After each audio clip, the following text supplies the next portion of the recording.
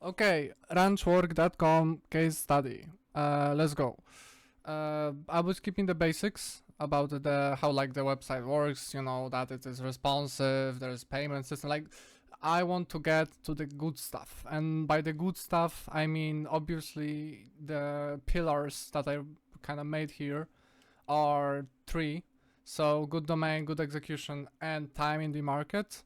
But here I'm gonna focus not on the good domain, but actually on the good execution part, because in my opinion, Ranchwork is a great website to study in terms of the goals that I want to achieve when it comes to travelagentjobs.com. So yeah, let's get into it. First thing, provide immediate value.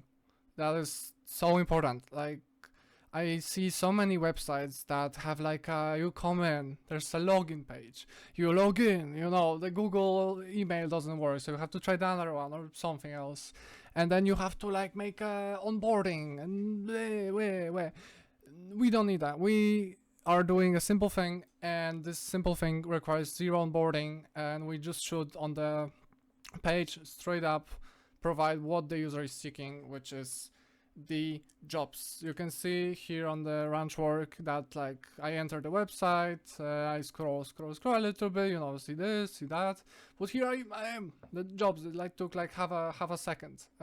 You know, we have I would say like, you know, about 5 seconds to make someone stay on the website before they go away. So it is important that we, you know, we're coming with an expectation that they want a job or are looking to post a job, so we want to show that first. Pretty self-explanatory, but I saw lots of products that kind of forget about that. Second thing, let me just scroll into the view. List field, explorer postings for SEO and the creator agency and service conviction. And this is actually what I haven't noticed in any other kind of job board do. And I think it's quite actually revolutionary in terms of like, I mean, maybe, okay, revolutionary is like a wrong word to say, but it's very smart. Two things that it does, in my opinion, and I also consulted it. First thing, SEO, obviously, you know, websites like this that don't aggregate all of the job postings, they will naturally have less postings. So each posting that we get, we have to juice it out, milk it out, get all the value that we can from it. So, you know, if we have a little bit of an SEO boost and also we have more entries in our website, then it is very worthwhile to make those, even those feelings that are just expired, filled, etc., whatever happened to them, to show them. And I think the second thing that is important, that even I would say even is more important than this, is that it actually creates urgency, because you know you see that hey, like people are using this website, people like the market is kind of, you know, working in a sense. You know, it's the equivalent, coming to the simple example that I made in the first part of the, you know, job board on a like a board with quests in a village. You know, you can imagine this creates this sense of okay, there's a lot of people in around this board, let me check it out. And yeah, this is like, again, it's a lot of simple things, you know, little like, you know, it isn't like a crazy feature that's like a ton of value, but it's just like a little thing that adds a little bit of polish and a little bit of better user experience, that creates the whole thing, that snowballs into a very effective service. So yeah, coming second. Third, my bad. Use established institutions to build trust. What I mean by an established institution, here we have partners. They are on the Ranchwork website. Here, honestly, I don't know exactly what those guys do here, but I think they're just like association for Ranchworkers, and the second one is straight up very cool website. I love this website. It's a website for buying cattle. I love the internet. Like you can just buy cattle on the internet. And yeah, I mean, you know, maybe the cattle one isn't like super related, but still, let me go back to the board. Is that it creates, I think, much better trust value. Trust, I would say, provokes much more trust, because it is an institution. This like it's a difference between, you know, someone who lends you money and a bank, right? You naturally, people, I would say, they trust institutions and people behind them rather than just individuals. I would say on average, and also I think it grabs more attention than just a text, which I think is just a nice thing to include those like little banners. They're really well designed, by the way. Oh, I just noticed. Holy shit! This is the mountains, but it's like a horse. That's nice. That's cute. Yeah, and there's 3.1. Make testimonials, case studies. What I mean by making them case studies. So let me actually check it out. I think it was in seeking a job. Let's. He also makes like it on randjobwork.com. There's you can do it both ways. So one is that you can post a job if you're an employer, or you can post yourself if you're seeking a job. I will focus just on the employer part. But here you can see, like, you know, there's some text, kind of usual, the name of a person, kind of usual. But here, when you click it, you actually see the job posting. And why you see the job posting? Because it is filled, expired, but still visible on the website. And you know, here the interaction is mad simple. It's just like the simplest kind of thing that you just saw with posting, right? But still, it shows that, you know, those are not empty words. Those are actual positions behind like behind people that posted those positions. And it's just, I think, thousand times better than just having like oh, I liked your service. The service was good. You know, it's tangible. You know, it puts it in numbers, in feelings even. It puts it into a context that I think pushes the message of the whole website much further. So yeah, this kind of the third and fourth point kind of are similar. Actually, no, they aren't. My bad.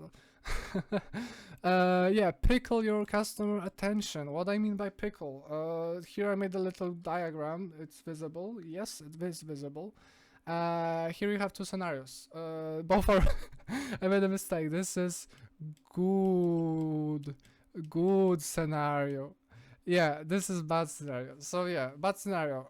When we don't have any ways to redirect customer attention, they went to our website. They don't get value. In this case, they don't apply for a job because there's none, or they don't fit. You know, it's in another place that they don't live in, or it just doesn't work. They leave the website and they're like, don't even think about it later because it didn't strike them as useful in any capacity. You know, even if it isn't like our fault in a sense that, you know, maybe this person wanted something very specific. Yeah, but still we're not capturing that attention, that moment, golden moment of attention that we have, that someone spent some time on our website. So what Ranchwork does, actually let me just get over the good scenario first. The good scenario where we actually pickle the customer's attention is they enter our website, they get good enough value through some alternative mean, right? We add the little salt or, you know, whatever pickling juice you add. You know, in this case, it will be either an email list or a Facebook group. And, you know, they leave. Obviously, they don't fulfill, you know, a transaction or they don't get the full value captured. But still, you know, first of all, they captured some value, so it stays on their mind longer that, oh, you know, I signed up for email. I wonder, maybe now the website's, you know, there's maybe more job posting and I'll check it back. And then we can also reach out to them to remind them, hey, you were interested in that, you got some value out of it, maybe you come back, you know, get a little bit more value. You know, it's like you handle candy to someone, so they make a bigger order, you know, you give a little bit of value even if it is not the main thing, and this allows us to retain the customer for longer amount of time, like in their mind about the product that we provide. So yeah, how does Ranchwork do that? Two things. First one is the email newsletter, which I think is pretty standard actually. But yeah, here it serves I would say mostly as a backup. No, not like it's not like like how some, for example, like you have a demo product and you want to announce to customers once it comes out of demo. Here we don't have this scenario where we aggregate people to give them access later to the full product. We have the full product already. We just want the users to not forget about us, and also to have a convenient way to learn about new job posting that might come up. And second thing, actually I haven't explored it that much, probably should, probably will, which is the private group of the runjobs.com, run jobs via runchwork.com, yeah. But yeah, it's quite a big group actually, 27.9k. And yeah, I think actually this is kind of interesting because rarely noticed actually Facebook groups being very, I don't know, like main driver of this kind of pickling. You know, usually it's an email list, sometimes even a phone one. But Facebook might be actually a good match here. I mean, depends on the customer, but it's definitely native to people in sense of that a lot of people use Facebook and they know how to use it. Same with email. Yeah. Fifth point. Add job categories. This adds more of a tailor-made experience, right? If you're like, oh, I'm looking for a ranch work, but I don't know what exactly. Oh, I can check out, animal husbandry, because I like animals, or actually a lot of them I actually don't know what they do. That's interesting. Well, yeah. Either way, it creates again SEO, because if somebody types outfitter jobs or range rider jobs, we can capture that. Also, again, the more specific the experience to the user, the more valuable it usually is, because they feel more personalized in their journey. This is not for version 1. There just won't be enough volume. That was something that will just be added. I'll try to add later down the line. Yes, now we go to clear pricing. Yes, money, money, money. Let me drink some water. God damn, I love water. Okay, here not a lot of revolutionary stuff, but I still think very nice execution. So first of all, what I see also sometimes done wrong on many products, which is kind of the way they are tiered, right? Tiered it's a standard sort of model where it comes to the pricing, but here we see very nice ladder, even like visually you could say, that it gives up 10 days, 30 days, 60 days, and run till third or a year. We have the inclusion, which is 2 times, the posted in the private Facebook group. Everything here, the steps that the user like kind of advances in as the price goes on, makes complete sense. Sorry. And the value provided is very, very clear. Like, it's not some long ass graph that has like those little ticker boxes where sometimes they're useful, when you have like a specific case scenario, but a lot of them are just filled with like some random features that I really don't care about. And I much more like this idea here that you essentially, the silver tier, and let me change the color to actually maybe like black. The silver tier and the diamond tier, they aren't fundamentally different experiences, right? This one is just shorter than this one and has some bonus stuff in it. But what I like here is that the value proposition is clear, and the pricing also reflects the service type of service provided, which is like, we don't need a subscription here. The subscription would not make any sense here, because we pay for the result of having a job fulfilled, at least on the employer side. Obviously, on the other side was a little bit different, but we don't care about that. What we care about is to get the result. So, if we have this subscription that we pay, 30 days, I pay a month and then another month, and I don't know when it happens, when it ends, it feels, it feels like why am I paying subscription for this? For just getting a post?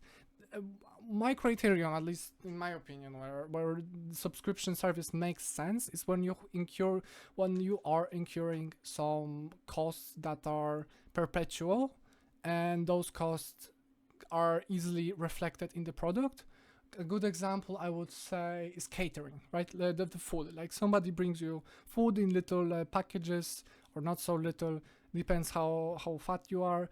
um, and then the obvious recurring cost for the for someone who fulfills that service is the food, which the customer clearly sees, so they justify, oh, okay, that makes sense, why is a subscription. Here there's nothing, and I hate pushing subscriptions for things that are just not a subscription and they don't fill at all. And here, kind of a self-explainer point, but yeah, the free tier is actually good. Like, it's not a lobotomized version of the product, it is an actual duration. Actually, it shows on the website normally as any other posting would, of course not in the feature section, but it is straight up a good just good thing.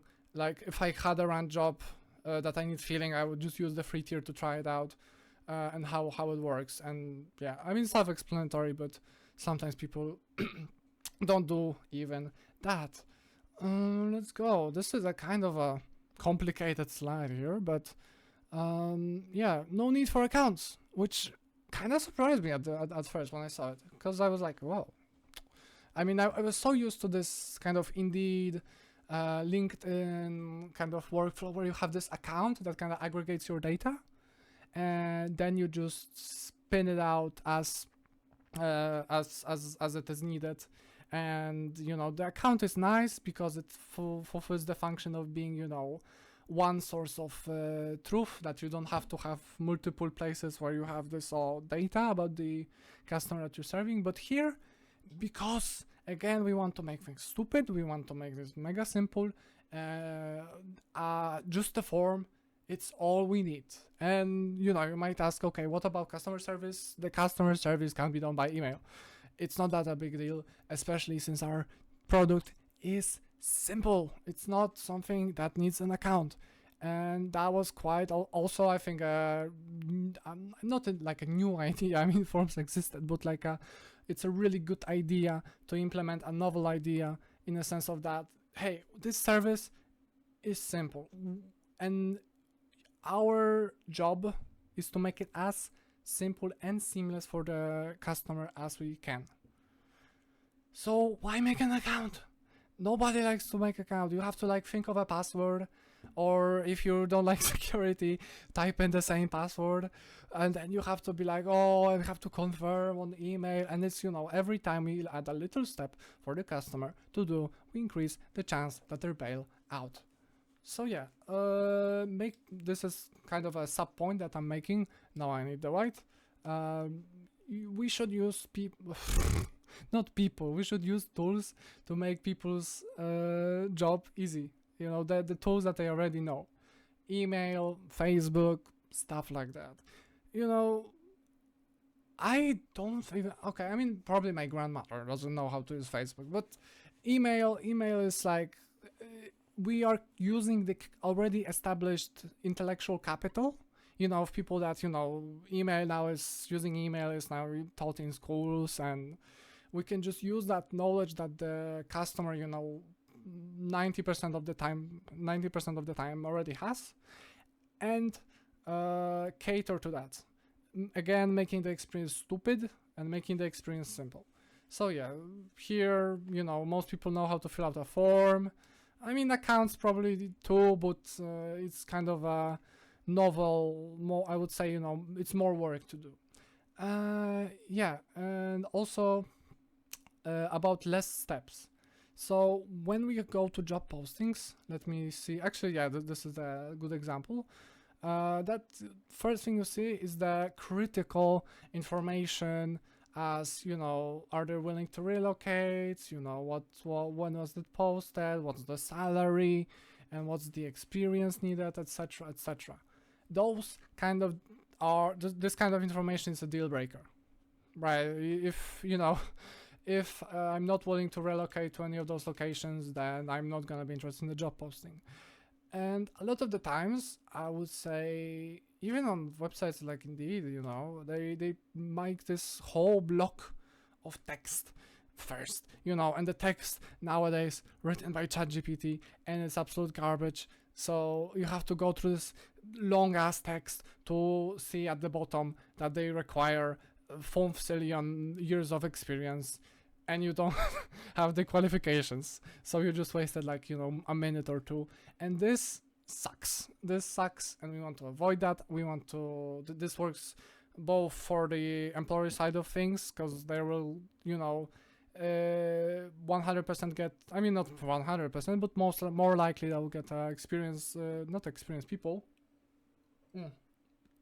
The people who are pre-qualified because they read the first, like, blob here, and obviously people who are searching for the jobs will waste less time, which is great.